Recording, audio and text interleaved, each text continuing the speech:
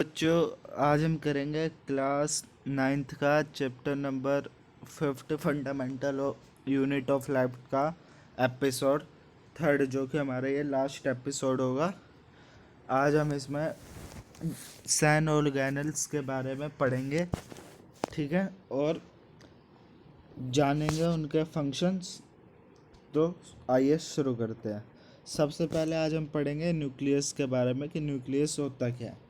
Nucleus जो है सबसे इम्पोर्टेंट सेल ऑर्गेनल्स है हमारे सेल का। ये जो है जितने भी सेल में एक्टिविटी होती है, सेल जिन्हें हम सेलुलर एक्टिविटी कहते हैं, जो भी सेल में एक्टिविटी होती है ये उसे कंट्रोल करता है, ठीक है। सो ये जो है सबसे इम्पोर्टेंट सेल ऑर्गेनल्स है। इसके बाद इसे हम headquarter of the cell भी कहते हैं, कंट्रोलर ऑफ द सेल भी कहते हैं, बिकॉज ये सारे फंक्शन जो हमारे सेल के हैं ये कंट्रोल करता है। इसके बाद इसे रॉबर्ट ब्राउन ने सबसे पहले 1831 में डिस्कवर किया था, ठीक है। और ये यूकैरियोटिक सेल जो होते हैं उनमें वेल डिफाइंड न्यूक्लियस होता है। ये हमने यूकैरियोटिक और प्रोकैरियोटिक के डिफरेंस में भी पढ़ा था कि यूकैरियोटिक में वेल डिफाइंड न्यूक्लियस होता है, बट प्रोकैरियोटिक में वेल डिफाइंड न्यूक्लियस नहीं होता, एब्सेंट होता है, ठीक है। और जो न्यूक्लियस होता है ये डबल लेयर कवरिंग होती है इसके ऊपर। फॉर एग्जांपल ये आपका न्यूक्लियस है तो इसके ऊपर डबल लेयर कवरिंग होती है जिसे हम न्यूक्लियस मेम्ब्रेन बोलते हैं, ठीक है। इसके बाद अब न्यूक्लियस के अंदर हमें थोड़ा डीएनए वाला पार्ट भी पढ़ रहा है, तो डीएनए वाला पार्ट यहाँ से शुरू हुआ है। ये हमने थोड़ा जो नॉलेज थी वो लिया हमने न्यूक्लियस के बारे में। अब हम आते थोड़ा डीएनए वाला पार्ट जो हमें पढ़ना है, ठीक है। Nuclear membrane, beside in a nuclear membrane nucleus also contain nucleus also contain nucleus and chromatin material made up of chromatin made up of DNA and protein that ultimately condense and form chromosome. इसमें formation of chromosome बताई गई है आपको, ठीक है। इसमें कहा गया है जो न्यूक्लियस मेम्ब्रेन होती है उसके अंदर न्यूक्लियस तो होता ही है, क्योंकि न्यूक्लियस के तो चारों तरफ न्यूक्लियस मेम्ब्रेन होती है, और क्रोमैटिन भी होता है। और क्रोमैटिन क्या होता है, वो क्रोमैटिन से ही बन मिलकर बना होता है। और जो ये क्रोमैटिन होता है इससे डीएनए और प्रोटीन बनते हैं। क्रोमैटिन से क्या बनते हैं, डीएनए, और प्रोटीन से क्रोमैटिन बना हुआ होता है। और जब ये कंडेंस हो जाता है, जब ये थोड़ा ठंडा हो जाता है तो ये क्रोमोसोम बन जाता है। तो इसमें आपको ये बताया गया है कि सबसे पहले न्यूक्लियर मेम्ब्रेन होती है, उसके अंदर न्यूक्लियस होता है। न्यूक्लियस जो है क्रोमैटिन नाम से एक पदार्थ होता है उससे बना हुआ होता है। और जो क्रोमैटिन होता है, ठीक है, जो डीएनए और प्रोटीन से जो बना होता है, ठीक है, जब वो कंडेंस हो जाता है तो वो क्रोमोसोम बना लेता है। इसके बाद क्रोमोसोम और क्रोमैटिन ये दोनों एक ही होते हैं। जब क्रोमैटिन ठंडा हो जाता है तो क्रोमोसोम कहते हैं, ठीक है। तो आपको ये बताया गया है क्रोमोसोम और chromatin material consist of DNA. ये डीएनए होता है इनके अंदर, and which store and transmitted heredited information for this cell to functioning grow and reproduce. और जो ये क्रोमोसोम होता है इसके अंदर क्या होता है, डीएनए होता है। और क्रोमोसोम किसके अंदर होता है, न्यूक्लियस के अंदर होता है, ठीक है। जो ये डीएनए होता है क्रोमोसोम के अंदर वो क्या करता है, उसके अंदर एक सेल होते हैं स्पेशल टाइप के जो कि स्टोर होते हैं और वो ट्रांसमिट करते हैं heredity information. Heredity and evolution chapter आप क्लास 10th में पढ़ोगे, लेकिन मैं हेरिडिटी आपको थोड़ा सा बता देता हूँ। हेरिडिटी होता है transfer of characteristics from parents to offspring. मतलब जो भी हमारी कैरेक्टरिस्टिक्स है हमारे पेरेंट्स की वो हमारे अंदर आती है, उस ट्रांसफ़र होने को ही हम हेरिडिटी कहते हैं। तो ये वही कह रहा है, डीएनए इसके अंदर एक स्पेशल सेल होते हैं जो कि ट्रांसमिट करते हैं हेरिडिटी इन्फॉर्मेशन, हमारे पेरेंट्स की इन्फॉर्मेशन हमारे अंदर फॉर फंक्शन, क्या फंक्शन करने के लिए, ग्रो एंड रिप्रोड्यूस करने के लिए।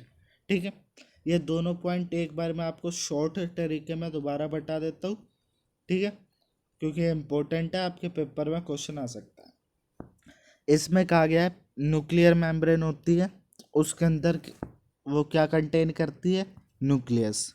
न्यूक्लियस होता है, और न्यूक्लियस किससे बना होता है, न्यूक्लियस बना होता है क्रोमेटिन एंड प्रोटीन से, जो हमारा न्यूक्लियस होता है वो बना होता है। ठीक है, क्रोमेटिन से न्यूक्लियस बना होता है, और जो क्रोमेटिन होता है वो किससे बना होता है, वो बना होता है डीएनए एंड प्रोटीन से। किससे बना होता है क्रोमेटिन, डीएनए एंड प्रोटीन से। और जब ये क्रोमेटिन ठंडा हो जाता है, कंडेंस हो जाता है, तो ये क्या फॉर्म कर लेता है, क्रोमोसोम। ठीक है, तो अब हमें इससे क्या पता चला, पहले न्यूक्लियस होता है, न्यूक्लियस किससे बना होता है, क्रोमेटिन, क्रोमेटिन किससे बना होता है, डीएनए एंड प्रोटीन से। और जब क्रोमेटिन ठंडा हो जाता है तो वो क्या हो जाता है, क्रोमोसोम। तो पहले न्यूक्लियस होता है, न्यूक्लियस के अंदर क्या होता है, क्रोमोसोम, और क्रोमोसोम के अंदर क्या होता है, डीएनए, क्योंकि वो डीएनए और प्रोटीन से बना होता है।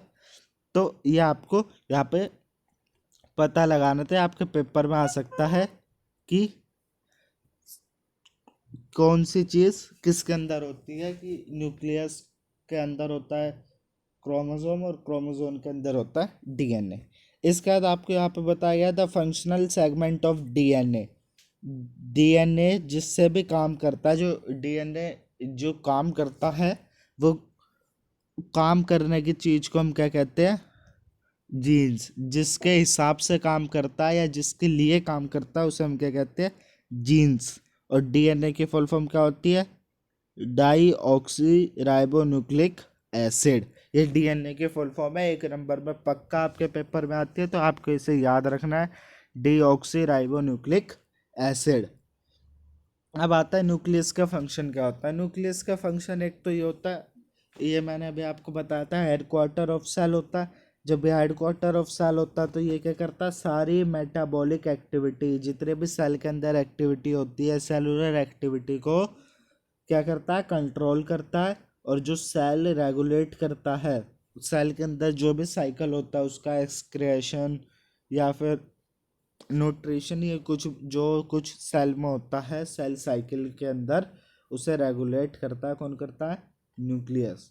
इसके बाद it help and transmission of heredity character from parents two off spin. ये मैंने अभी आपको बताया था कि ये हेरिडिटी के भी काम आते हैं। पेरेंट्स के जो करेक्टर होता है वो ऑफ स्प्रिंग, और ऑफ स्प्रिंग होता है चाइल्ड, इसका मतलब होता है चाइल्ड। जो पेरेंट्स के बच्चे होते हैं उसके अंदर हेरिडिटी जो करेक्टरिस्टिक्स होता है वो ट्रांसमिशन करता है। इसके बाद आता है साइटोप्लाज्म। अगर आपको याद हो तो मैंने आपको पिछले वीडियो में भी बताया था, साइटोप्लाज्म जो है एक लिक्विड पार्ट होता है जिसके अंदर सेल ऑर्गेनल फ्लोट करते हैं। तो आपको ज़्यादा साइटोप्लाज्म के बारे में पढ़ना है नहीं, तो थोड़ा सा मैं बता देता हूँ। इसे कोलिकर ने 1862 में डिस्कवर किया था। यह आपके पेपर में आ सकता है, इसके चांस थोड़े रहते हैं, तो आप इसे याद करना। और उसके बाद साइटोप्लाज्म क्या होता है, cytoplasm is a liquid part in which the other organelles float. Organelles कौन से, सेल ऑर्गेनल्स, जो सेल के ऑर्गेनल्स होते हैं वो क्या करते हैं, इसमें फ्लोट करते हैं, मतलब तैरते हैं। और सेल ऑर्गेनल्स कौन कौन से होते हैं, न्यूक्लियस होता है, सेल वॉल होता है, ठीक है, सॉरी ये कंपोनेंट ऑफ सेल होता है। और सेल ऑर्गेनल्स क्या होता है वो अब हम आगे पढ़ेंगे। ठीक है, ठीक। अब अभी तक हमने क्या पढ़ा है, एक बार उसे मैं रिवाइज करवा देता हूँ। अभी तक हमने पढ़ा था सबसे पहले कंपोनेंट ऑफ सेल, जिसमें हमने न्यूक्लियस के बारे में पढ़ा। ठीक है, हमने पढ़ा था सेल वॉल के बारे में पिछले लेक्चर में, और हमने एक और चीज़ के बारे में पढ़ा था, वो था साइटोप्लाज्म, जो कि ये हम अभी पढ़ रहे थे, ये रहा साइटोप्लाज्म। ये 3 टाइप के कंपोनेंट ऑफ सेल होते हैं, सेल मेम्ब्रेन, ठीक है, और न्यूक्लियस और आपका साइटोप्लाज्म, ठीक है। अब साइटोप्लाज्म क्या होता है? साइटोप्लाज्म एक लिक्विड होता है जिसके अंदर ऑर्गेनल्स जो है वो फ्लोट करते हैं, ठीक है। तो अब ये सेल ऑर्गेनल्स होते कितने हैं? तो आपको सेल ऑर्गेनल्स पढ़ने हैं, एंडोप्लाज्मिक रेटिकुलम, लाइसोसोम, ठीक है, वैक्यूल, प्लास्टेड, माइटोकॉन्ड्रिया, राइबोसोम और लाइसोसोम, ये आपको पढ़ने हैं। आइए अब शुरू करते हैं पढ़ना सेल ऑर्गेनल्स के बारे में। सेल ऑर्गेनल्स वैसे 3 टाइप के होते हैं, single membrane, double membrane and non membrane bounded cell organelles. लेकिन ये आपके पेपर में आएगा नहीं, तो इसलिए हमें इसके बारे में ज़्यादा पढ़ना नहीं है। हम सीधा आते हैं एंडोप्लाज्मिक रेटिकुलम में, जिसे हम ER से रिप्रेजेंट करते हैं। आपके बुक में ER लिखा हुआ है, तो आपको समझ जाना है ER मतलब एंडोप्लाज्मिक रेटिकुलम, ठीक है। तो सबसे पहले इसकी डेफिनेशन देखते हैं, इसके बारे में देखते हैं। तो इसके में बताया गया है, it is a network of a membrane. ये मेम्ब्रेन का नेटवर्क होता है, मतलब बहुत सारी मेम्ब्रेन इससे जो है जुड़ी रहती है, या फिर कह सकते हैं शीट ऑफ पेपर होता है, जो कि प्रेजेंट होता है किसमें? साइटोप्लाज्म में जो है ये प्रेजेंट होता है, ठीक है। साइटोप्लाज्म पे जो बहुत सारा नेटवर्क होता है मेम्ब्रेन का, उसे हम कहते हैं एंडोप्लाज्मिक रेटिकुलम। इसे डिस्कवर किया था पोर्टर, कोलेड और फूलम ने, ठीक है। उसके बाद these are present in all cell except, ये आपको याद रखना, एंडोप्लाज्मिक रेटिकुलम सारे सेल में होता है एक्सेप्ट प्रोकैरियोटिक एंड मैमेलियन आर्थ्रोसाइड, ठीक है। मैमेलियन आर्थ्रोसाइड क्या होता है, ये सबसे पहले मैं आपको बता देता हूँ। मैमेलियन होते हैं कार्निवोरस, बैट कह सकते हो, डॉग कह सकते हो, बैट चमगादड़, डॉग डॉग और कार्निवोरस, ठीक है। ये होता है आपके मैमेलियन। ये आप वैसे चैप्टर 7 में पढ़ोगे भी, क्लास 9th में ही। मैमेलियन कौन होता है? तो मैमेलियन में नहीं होते और प्रोकैरियोटिक सेल में नहीं होते। प्रोकैरियोटिक सेल किस किस में होते हैं आपको याद रखना है, यूनिसेलुलर और बैक्टीरिया जो होता है, इनमें ज़्यादातर प्रोकैरियोटिक सेल होते हैं। और यूकैरियोटिक किस किस में होते हैं? प्लांट, एनिमल, फंगी, इनमें क्या होते हैं? Eukaryotic cell. यूकैरियोटिक में न्यूक्लियस होता है, प्रोकैरियोटिक में न्यूक्लियस नहीं होता है, ठीक है। अब एंडोप्लाज्मिक रेटिकुलम 2 टाइप का होता है, स्मूथ एंडोप्लाज्मिक रेटिकुलम और एक होता है rough endoplasmic reticulum. Smooth endoplasmic reticulum को SER आपकी किताब में लिखा हुआ है, और रफ एंडोप्लाज्मिक रेटिकुलम को SER आपकी किताब में लिखा हुआ है। तो ये आपको याद रखना है, कंफ्यूज नहीं होना है। सबसे पहले ये टिब्यूल से बना हुआ होता है, ठीक है। यह हेल्प करता है स्टेरॉयड, लिपिड और पॉलीसैचराइड पॉलीसैचराइड में सिंथेसिस करने में जो है हेल्प करता है। अब पॉलीसैचराइड क्या होता है, ये थोड़ा सा मैं आपको बता देता हूँ। आपके पेपर में आएगा नहीं, लेकिन ये यहाँ पे बीच में आया तो मैं आपको बता देता हूँ। पॉलीसैचराइड होता है पॉली शुगर। इसका दूसरा क्या नाम है? इसका दूसरा नाम है, मैं यहाँ लिख देता हूँ नीचे, इसका दूसरा नाम है पॉली शुगर। और ये पॉली शुगर क्या होता है? ये होता है शुगर फ्री आइटम जो होते हैं ना, उसे हम पॉली शुगर कहते हैं। और पॉली शुगर ही क्या होता है? पॉलीसैचराइड होता है। तो आपको इसका मतलब आ गया होगा, पॉलीसैचराइड मतलब पॉली शुगर। पॉली शुगर क्या होता है? शुगर फ्री आइटम को हम क्या कहते हैं? पॉली शुगर, ठीक है। उसे ये सिंथेसाइज करने में हेल्प करता है। अब सिंथेसाइज मतलब आपको समझ में नहीं आ रहा होगा। सिंथेसाइज मतलब होता है जोड़ना या फिर मिलाना, ठीक है, मिलाना या जोड़ना। तो ये हेल्प करता है स्टेरॉयड, लिपिड और पॉलीसैचराइड को मिलाने में या जोड़ने में, सिंथेसाइज करने में। इसके बाद इसमें राइबोसोम नहीं होते हैं। राइबोसोम का एक इम्पोर्टेंट क्वेश्चन आपके पेपर में आता है, वो जब रफ एंडोप्लाज्मिक रेटिकुलम पढ़ाऊंगा तो आपको बताऊंगा। इसके बाद हेल्प इन मेम्ब्रेन बायोजेनिस। मेम्ब्रेन बायोजेनिस में हेल्प करता है आपका स्मूथ एंडोप्लाज्मिक रेटिकुलम। मेम्ब्रेन बायोजेनिस क्या होता है? मेम्ब्रेन जो बनती है जब हम मेम्ब्रेन को सिंथेसाइज करते हैं, जोड़ते हैं, बनाते हैं या फिर मिलाते हैं। ये तीनों एक जैसे शब्द है, जोड़ना, मिलाना या फिर बनाना। ठीक है, इन सब से कोई एक चीज़ ही तैयार होगी। हम जोड़ेंगे तो जब भी कोई एक चीज़ बनेगी, मिलाएंगे तो जब भी एक चीज़ बनेगी, और बनाएंगे कोई चीज़ तो जब भी एक चीज़ बनेगी। तो सिंथेसिस का मतलब होता है जोड़ना, बनाना और मिलाना। ठीक है, तो ये वही है कि membrane biogenesis is a process in विच,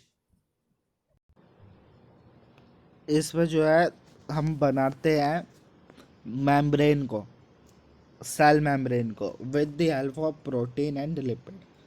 पहले एक बार इसे पढ़ लेते हैं, उसके बाद membrane biogenesis is the process which involve the synthesis of cell membrane with the help of protein and lipid.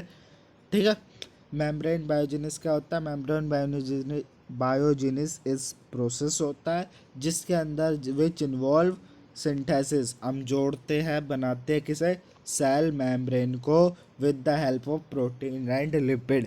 तो आपको हिंदी में पूरा समझ में आ गया। आप इसके डेफिनेशन अपने हिसाब से भी लिख सकते हो कि membrane biogenesis is a process in which the synthesis of cell membrane take place in with the help of protein and lipid. ये भी एक इसकी डेफिनेशन हो सकती है।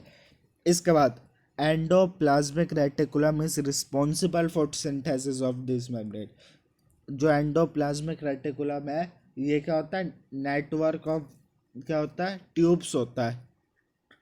ठीक है, ट्यूब्स एंड मेम्ब्रेन का ये जो है नेटवर्क होता है, और एंडोप्लाज्मिक रेटिकुलम ही ये सारी मेम्ब्रेन को सिंथेसाइज बनाने में या जोड़ने में हेल्प करता है। इसके बाद आपका आता है rough endoplasmic reticulum. Rough endoplasmic reticulum क्या होता है? रफ एंडोप्लाज्मिक रेटिकुलम ये जो है क्रिस्टेरेने और वेसिले से बना हुआ होता है। ये जो है क्रिस्टेरेने और वेसिकल से बना हुआ होता है। ठीक है, और ये जो प्रोटीन को सिंथेसाइज करता है, तो सिंथेसाइज मतलब उसे बनाता है या फिर जोड़ता है, किसे? प्रोटीन को। और ये जो है राइबोसोम होता है इसके सरफेस पे। अब राइबोसोम यहाँ पे आया तो अब मैं बताता हूँ जो क्वेश्चन आपके पेपर में आता है। इसमें हमने पढ़ा राइबोसोम क्या होता है? एब्सेंट होता है। ये हमने पढ़ा इसमें कि राइबोसोम क्या होता है आपका? राइबोसोम होता है आपका एब्सेंट। लेकिन इसमें राइबोसोम होता है किसके? रफ एंडोप्लाज्मिक रेटिकुलम के सरफेस पर क्या होता है? राइबोसोम। अब आपके पेपर में क्वेश्चन आता है कि रफ एंडोप्लाज्मिक रेटिकुलम रफ क्यों होता है? Why rough endoplasmic reticulum is rough? ये आपके पेपर में क्वेश्चन आ जाता है। तो इसका सिंपल आंसर है rough endoplasmic reticulum is rough because it contain ribosome on its surface. ठीक है, ये आपका क्वेश्चन पेपर में आता है, बहुत बार आया है, ये मैंने देखा है, तो इसलिए मैं आपको बता रहा हूँ। इसके बाद हम अगले, हमारा जो सेल ऑर्गेनल है वो है गोल्गी एपरेटस। गोल्गी एपरेटस क्या होता है? इसे जो है कैमिगो गोल्गी नाम के एक साइंटिस्ट थे, उन्होंने इसे डिस्कवर किया था।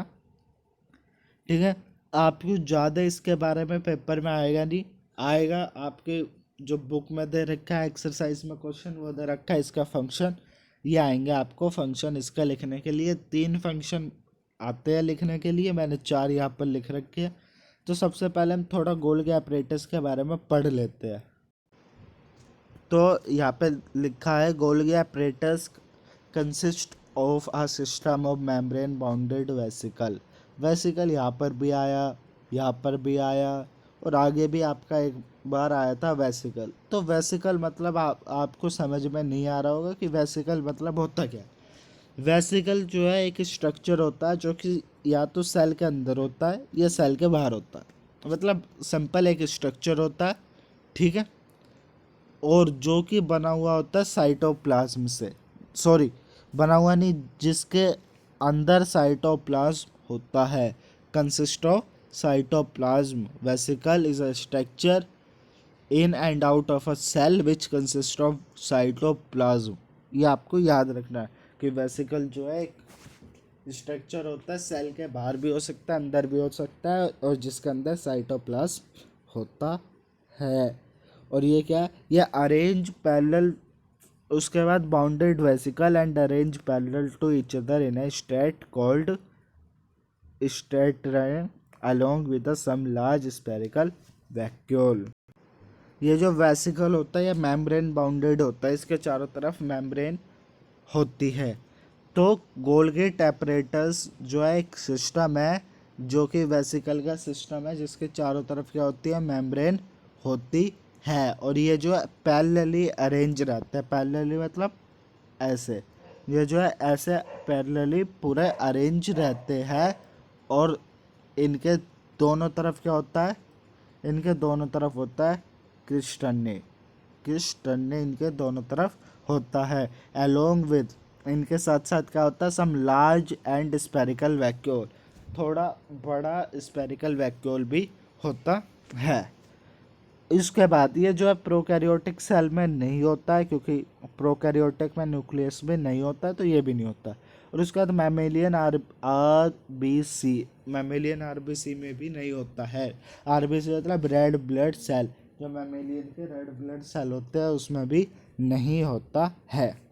ठीक है, आपको थोड़ा बहुत जो आया समझ में वो होता है, क्योंकि ये ज़्यादातर बच्चों के समझ में नहीं आता, तो मैंने इसलिए कहा जो थोड़ा बहुत समझ में आया वो कोई बात नहीं, क्योंकि इसका ज़्यादा क्वेश्चन पेपर में नहीं आते। इसका क्वेश्चन आएगा फंक्शन का, और वो पक्का रटा रटा है क्वेश्चन है पेपर का। तो हम सीधे इसका फंक्शन ही पढ़ते हैं कि इसका फंक्शन क्या होता है।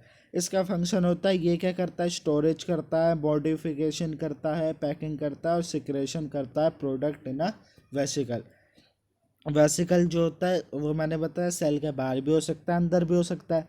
ठीक है, ये क्या करता है, फंक्शन करता है, स्टोरेज भी करता है, मॉडिफिकेशन भी करता है, पैकिंग भी करता है और सिक्रेशन भी करता है। ठीक है, इन वेसिकल, वेसिकल के अंदर। उसके बाद ये जो गोल्गी अपरेटस है ये लाइजोसोम बनाने के जो प्रोसेस है उसमें इन्वॉल्व हो जाता है, लाइजोसोम बनाने के प्रोसेस में। अब बहुत बच्चों को लाइजोसोम मतलब समझ में नहीं आया, तो लाइजोसोम हम पढ़ेंगे चैप्टर के लास्ट में से थोड़ी सी पहले वो हम पढ़ेंगे लाइजोसोम के बारे में। यह भी एक सेल ऑर्गेनल्स ही है। इसके बाद it is a secretary in nature, ये सेक्रेटरी होता है नेचर में, हम जो है इसे बाहर नेचर में सिक्रेट भी कर सकते हैं। और चौथा इस help in million synthesis, million एक चीज़ होती है जिसे सिंथेसिस करता है, जोड़ता है। ठीक है, आपको इनमें से तीन याद रख रहे हो या चार याद रखने हो वो रखे हो, क्योंकि यह पेपर में पक्का क्वेश्चन आता है। इसके बाद हम चलते आगे माइटोकॉन्ड्रिया। ये आपका इम्पोर्टेंट क्वेश्चन बनेगा इससे पेपर से, और वो बनेगा इसके ऊपर। आता हूँ मैं इस बात पे भी। सबसे पहले पढ़ता है माइटोकॉन्ड्रिया क्या होता है। ये रोड शेप स्ट्रक्चर होता है, रोड होती है ना, रोड ऐसे रोड, उस टाइप का ये स्ट्रक्चर होता है जो कि साइटोप्लाज्म के यूकैरियोटिक सेल में मिलता है, साइटोप्लाज्म में मिलता है। और किसके साइटोप्लाज्म में, यूकैरियोटिक सेल, जो यूकैरियोटिक सेल होते हैं। यूकैरियोटिक सेल कौन से, जिसमें न्यूक्लियस होता है, और प्रोकैरियोटिक सेल कौन से, जिसमें न्यूक्लियस नहीं होता है। तो ये क्या उसके साइटोप्लाज्म में मिलता है। ठीक है, और ये रोड शेप स्ट्रक्चर होता है। ठीक है, और उसके बाद ये जो है ये डेज की जगह यहाँ पर आएगा, ये डेज की जगह आएगा दीज।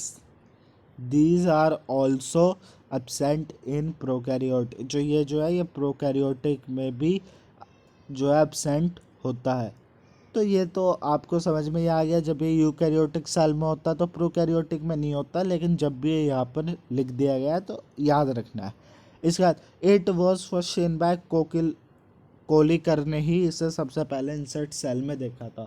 और कोलिकर ने एक और क्या देखा था, कोलिकर ने एक और जो देखा था वो था साइटोप्लाज्म। तो साइटोप्लाज्म और माइटोकॉन्ड्रिया, इन दोनों की जो डिस्कवरी किसने की थी, कोलिकर ने। ठीक है, इसके बाद माइटोकॉन्ड्रिया को पावर हाउस ऑफ सेल और स्टोरेज ऑफ बैटरी भी कहा जाता है। तो आपका पेपर पे क्वेश्चन आता है why mitochondria is known as powerhouse of cell. तो उसका ये यहाँ पर आपको आंसर उसका मिल जाएगा। तो यही इसका फंक्शन है, माइटोकॉन्ड्रिया का फंक्शन मतलब ये इसका काम है। It is a main function it to produce and store energy in a form of ATP. जो माइटोकॉन्ड्रिया का मेन फंक्शन वो यही है, या तो ये प्रोड्यूस करता है या स्टोर करता है एनर्जी जितनी भी सेल के अंदर होती है in the form of ATP. ATP क्या होता है, ATP is a energy currency है, करेंसी होती है एक सेल की। जैसे करेंसी कहते हैं मनी, मनी को जिसमें हम नापते हैं उसे हम कहते हैं करेंसी। तो ये करेंसी होती है सेल की एनर्जी की, एटीपी। और ये जो है एटीपी की फॉर्म में उसे स्टोर करता है। एटीपी की फुल फॉर्म आपको याद रखनी है, एडेनोसाइन ट्रीफॉस्फेट। ठीक है, it is a site for cellular respiration which ATP are produce. ये वाला पॉइंट आपको 10th में और अच्छे से क्लियर हो जाएगा, लेकिन मैं आपको बता देता हूँ ये जो है सेलुलर रेस्पिरेशन जब होती है तो उसके अंदर एटीपी प्रोड्यूस होती है। और आपको इसके बारे में ज़्यादा नॉलेज मिलेगी क्लास 10th में जाके। तो अभी आपको उसका आंसर यहाँ पे मिला कि उसे पावर हाउस ऑफ सेल क्यों कहते हैं माइटोकॉन्ड्रिया को, बिकॉज इट ये जो है प्रोड्यूस करता है या फिर स्टोर करता है energy in a form of ATP के फॉर्म में, ये जो है उसे प्रोड्यूस करता है या फिर स्टोर कर लेता है। राइबोसोम, अब हम आते हैं राइबोसोम। राइबोसोम क्या होता है, राइबोसोम के बारे में हम पढ़ते हैं। तो राइबोसोम जो है डिफरेंट सेल ऑर्गेनल्स में और उनके डिफरेंट डिफरेंट पार्ट में होता है। यह अभी हमने राइबोसोम पढ़ा था कि यह एंडोप्लाज्मिक रेटिकुलम में भी होता है। राइबोसोम जो है साइट ऑफ प्रोटीन सिंथेसाइज है। इसमें क्या होता है, जो प्रोटीन होता है वो सिंथेसाइज होता है, सिंथेसिस होता है। यह हमने पढ़ा था अभी रफ एंडोप्लाज्मिक रेटिकुलम में कि इसमें प्रोटीन सिंथेसाइज होता है और इसमें राइबोसोम भी होते हैं। तो ये बात हमें यहाँ पर भी पता चल गई थी कि अगर इसमें राइबोसोम होते तो प्रोटीन सिंथेसाइज भी होगा। और यह बात हमें यहाँ पर भी पता चली राइबोसोम में भी कि राइबोसोम जो है साइट ऑफ प्रोटीन सिंथेसाइज होता है। ठीक है, इसके बाद all structural and functional protein coded by nuclear DNA synthesis upon a cytoplasmic reticulum.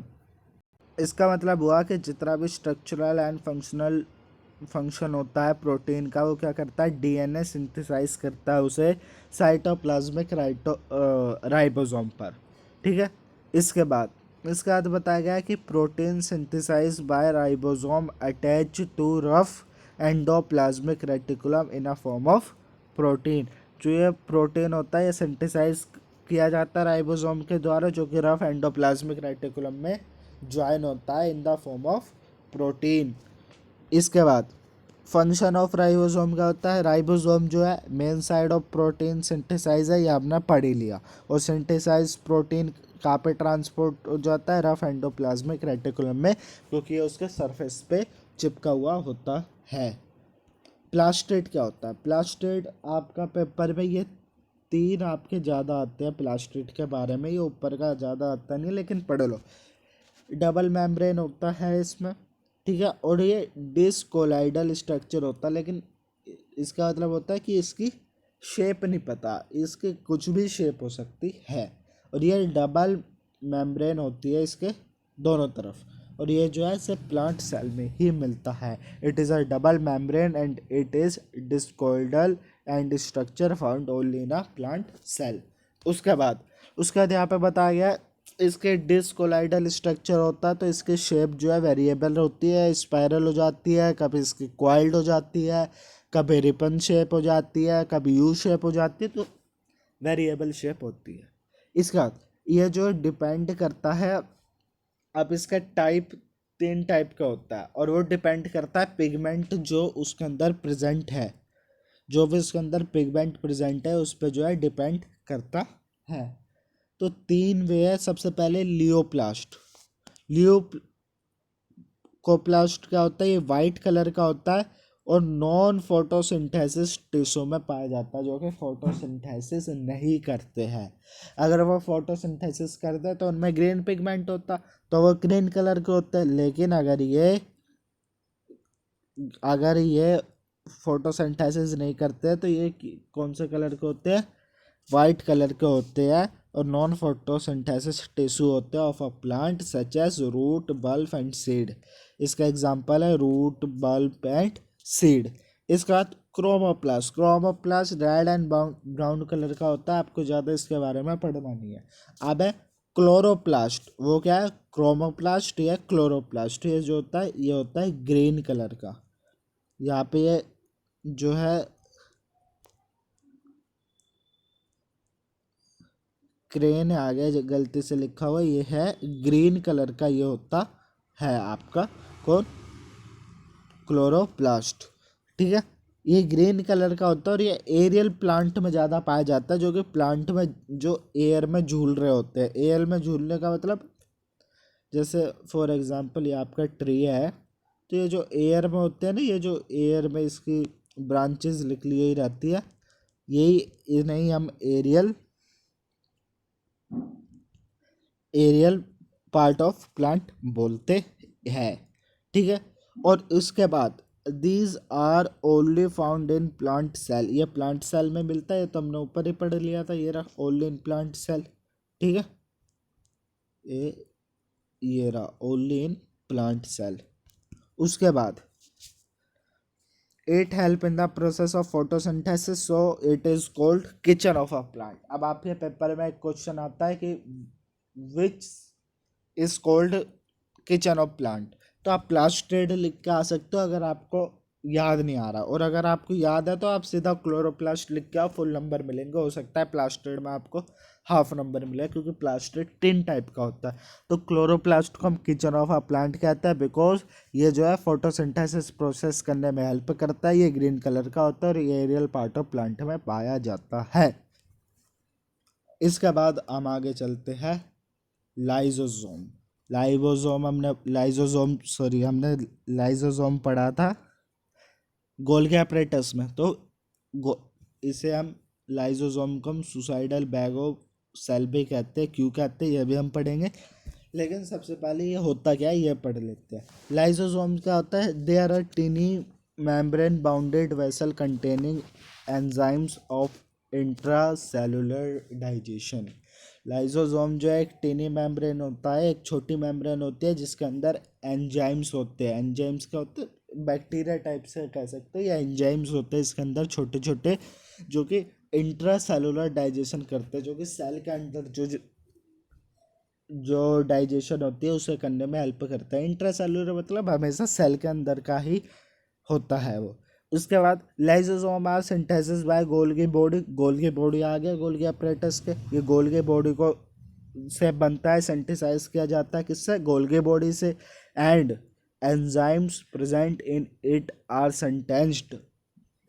ठीक है, synthesis by RER, rough endoplasmic reticulum.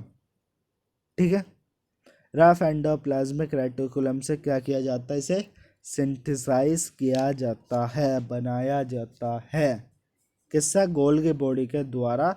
किसे बनाया जाता है, लाइजोसोम को। ये यहाँ पर आएगा सिंथेसाइज्ड। ठीक है, उसके बाद this is also called suicidal bag of cell. Lysosome को हम सुसाइडल बैग ऑफ सेल कहते हैं। क्यों कहते हैं ये हम पढ़ते हैं। During disturbance in cellular metabolism in a case of cell damage. ठीक है, जब भी सेल के अंदर कुछ भी डिस्टर्बेंस हो जाता है तो क्या होता है, सेल डैमेज हो जाता है और लाइसोसोम क्या हो जाता है, ब्रस्ट हो जाता है, मतलब फट जाता है। और जो इसका एंजाइम्स होते हैं, जो इसके अंदर बैक्टीरिया टाइप के होते हैं, वो जो है रिलीज हो जाते हैं किसके अंदर, साइटोप्लाज्म के अंदर। और साइटोप्लाज्म के अंदर सब चीज़ फ्लोट करती रहती है, सेल ऑर्गेनल्स। ये जो है उसे डाइजेस्ट कर लेते हैं उस सेल को पूरे को, और इसलिए ये हमेशा सुसाइडल बैग ऑफ सेल भी कहते हैं। आपके पेपर में फेवरेट क्वेश्चन है आपके पेपर के कि माइटोकॉन्ड्रिया को जो है पावर हाउस ऑफ सेल क्यों कहते हैं और लाइजोसोम को हम सुसाइडल बैग ऑफ सेल क्यों कहते हैं। यह आपके पेपर में पक्का आता है। और अब हम पढ़ेंगे वैक्यूल के बारे में। वैक्यूल क्या होता है, ठीक है। वैक्यूल क्या होता है, वैक्यूल एक मेम्ब्रेन बाउंडेड रीजन होता है। ये भी मेम्ब्रेन से बाउंड होता है, इसके चारों तरफ एक मेम्ब्रेन होती है, ठीक है। और इसके अंदर वाटर और अदर सब्सटेंस जो होता है वो वैक्यूल के अंदर होता है। आपका वैक्यूल ज़्यादा आएगा नहीं, लेकिन याद रखना है वैक्यूल एक मेम्ब्रेन बाउंडेड रीजन होता है जिसके अंदर वाटर होता है।